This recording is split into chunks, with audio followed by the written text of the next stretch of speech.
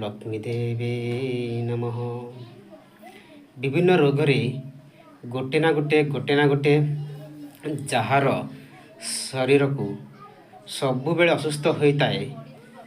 सकाळु नित्यकर्म सारिबा परे एवं गाधोइबा परे घरोई पूजा सारी विश्वासर सहित यदि यही मंत्र को जप कले सबु प्रकार विभिन्न रोग रे तमे उपशम मिले।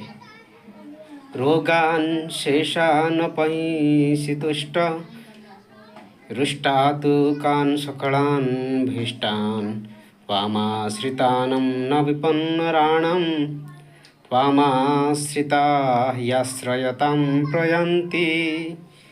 यही मंत्र को जदि एकांत निष्ठा और एकाग्रतार सहित जप कले विश्वासर सहित जप कले भगवान पूजा उपासना आराधना भजन सत्संग निष्ठा और एकाग्रतार सहित जदि विश्वासर सहित जदि जप करिबा ताहेले विभिन्न रोगरू मुक्ति पाइब, विभिन्न रोग नाश हेब। हरि ओम।